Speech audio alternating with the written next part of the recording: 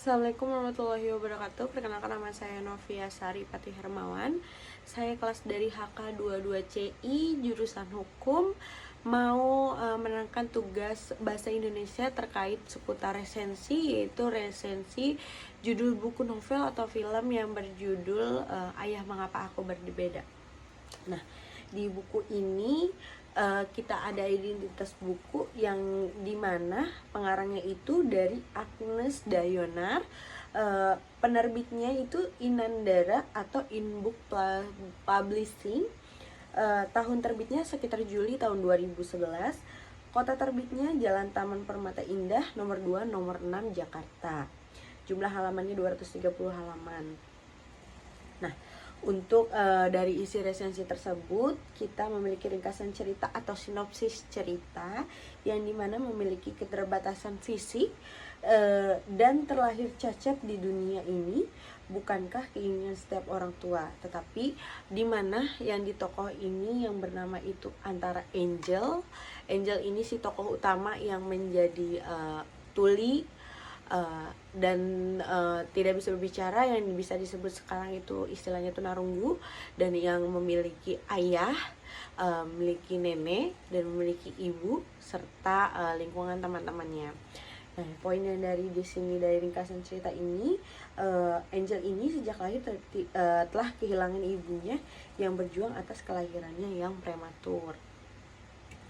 Ayah dan neneknya berjuang untuk membesarkan dan memberikan sepenuh kasih sayang untuk kepada anaknya, hingga akhirnya mereka tahu Angel tidak bisa mendengar dan divonis tunarunggu ketika Angel ini sekitar umur 2 tahun ini tidak ada respon atau tidak ada sesuatu bisa yang berbicara seusia pada masanya di umur 2 tahun tersebut atau belajar berbicara.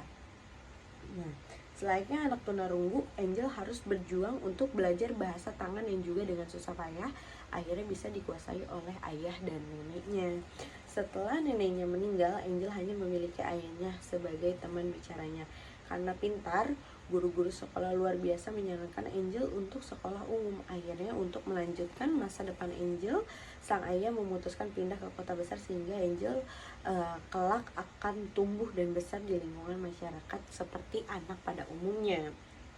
Nah, hingga sampai akhirnya ayahnya ini menerima solusi atas dari guru tersebut dan mencari untuk beberapa sekolah yang bisa menerima Angel, tetapi untuk di posisi fisik Angel yang memiliki kekurangan tersebut, banyak pro dan kontra terkait sekolah-sekolah yang tidak bisa menerima dengan posisi atau kondisi Angel yang seperti itu. Hingga akhirnya sudah berusaha mencari semaksimal mungkin, hampir putus asa, akhirnya ketua Angel pun mendapatkan atau menerima informasi atau bisa membuat Angel masuk ke sekolah umum biasa dengan berbelas kasihan dengan posisi Angel yang sekarang. Nah, untuk kabar baik tersebut tentu saja pihak Angel dan keluarga dari Angel ini amat sangat senang, amat sangat gembira atas berita tersebut yang Angel bisa bersekolah secara normal pada seperti layaknya anak pada biasanya. Tetapi untuk kesenangan tersebut tidak berlangsung lama karena muncullah beberapa konflik, di antaranya yaitu seperti Angel yang tidak bisa diterima di kalangan anak-anak pada umumnya di sekolah umum biasa karena keterbatasan atau kekurangannya tersebut, sehingga banyak pro dan kontra atau banyak bullying terhadap Angel karena dirinya yang tunarunggu atau tidak bisa berbicara. Hingga pada akhirnya ia hanya memiliki satu orang sahabat yang bernama Hendra yang selalu setia bersamanya. Suatu ketika, Angel mulai menyadari bakatnya yang luar biasa di bidang seni ketika secara tak sengaja ia melihat beberapa rekan temannya ini bermain musik, sehingga suatu baru yang dalam hidupnya ini kian berubah atau melonjak. Film musik sekolahnya dan melihat sesuatu yang baru dalam hidupnya. Ia pun tertarik bermain piano dan mencoba untuk menawarkan diri sebagai anggota kelompok musik. Sayangnya Angel ditolak karena tidak memiliki bakat apapun, mau dalam segi mendengar ataupun berbicara. Selalu keterbatasan fisik dia menjadi penghalang untuk prosesnya dia menjadi berkembang atau memiliki bakat yang terpendamnya ini.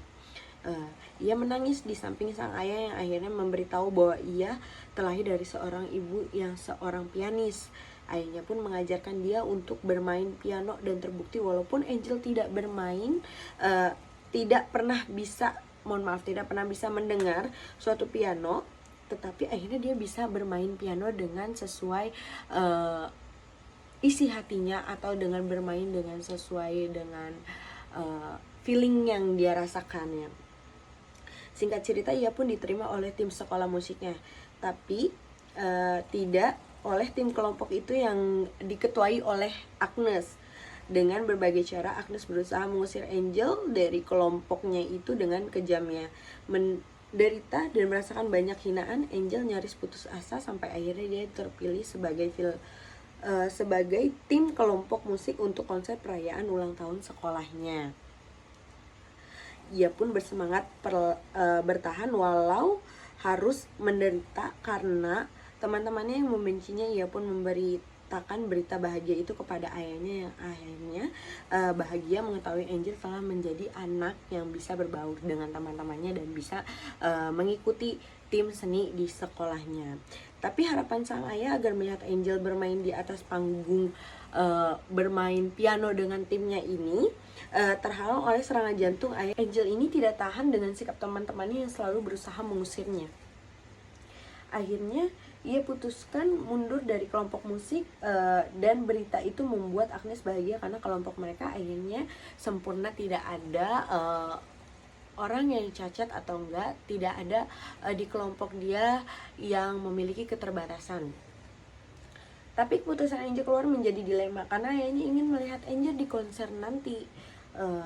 Sehingga mau tidak mau Angel harus kembali ke kelompok musik itu agar sang ayah tidak bertambah buruk dari sakitnya, dan tambah pikiran yang membuat si ayah ini makin drop untuk kondisinya sekarang. Keputusan Angel kembali ke kelompok membuat Agnes marah dan menyiksanya hingga tangannya terluka parah. Walau harus menderita, Angel tidak putus asa dan akhirnya ia berhasil tampil di panggung musik walau harus dikerjai oleh teman-temannya. Dengan didandani seperti badut, Angel muncul di atas panggung dan mempersembahkan musik piano untuk kesembuhan sang ayah. Ia sadar dunia ini mungkin tidak pernah adil bagi dia yang cacat, tapi di dunia ini telah mengajarkan dia untuk menjadi anak yang selalu kuat. Dunia di mana Tuhan menunjukkan kepadanya untuk terus bertahan dan membuktikan bahwa keterbatasan itu bukan halangan untuk setiap orang. Kalau unsur intrinsik yang saya dapatkan, tema ini kisah pilu seorang gadis tunarungu yang menjalani hidupnya dengan penuh semangat dan kesabaran walaupun cacian selalu menghampiri perjalanan hidupnya. Untuk alurnya, alur yang digunakan dalam buku ini adalah alur gabungan atau alur bolak-balik. Taraf pengenalan Angel itulah namaku, nama yang ayah berikan untuk mengenang ibu yang juga bernama Angel. Taraf komplikasinya sampai akhirnya pada saat itu aku bermain boneka, ayah memandangku, sedangkan saat itu nenek sedang di dapur untuk membuat makan malam kami. Teriakan Angel dari ayah yang kencang sekali tapi tidak memiliki respon terhadap Angel yang mampu mendengar ayahnya atau menoleh kepada ayahnya. Untuk amanat yang kita dapat dari novel tersebut, yaitu banyak sekali pesan yang disampaikan melalui novel tersebut.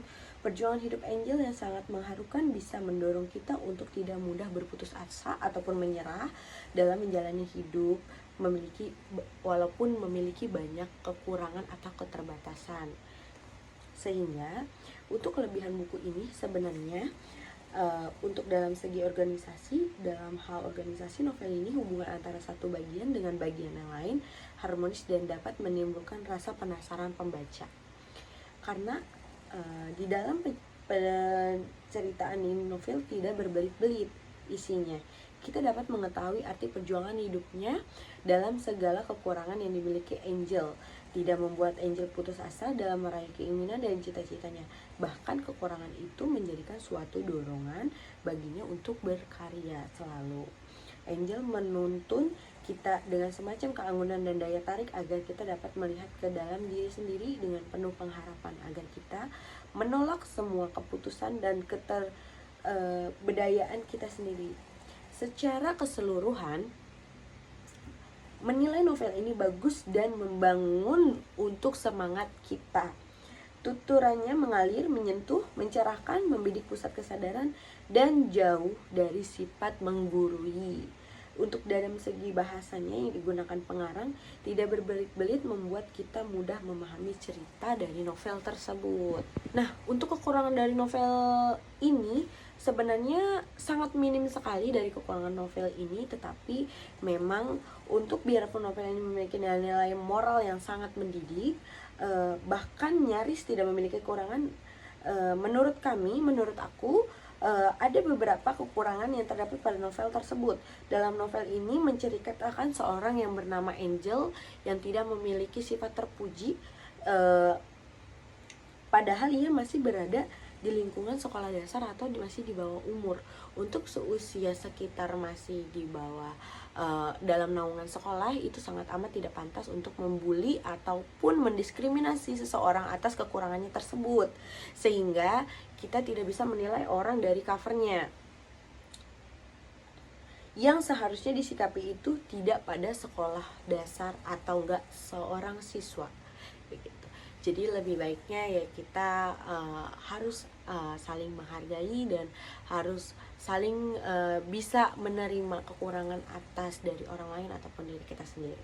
Nah, sekian resensi dari aku dari Novia Sari. Semoga mudah dipahami dan mudah untuk dimengerti. Untuk ini saya akhiri. Saya ucapkan terima kasih dan selamat malam.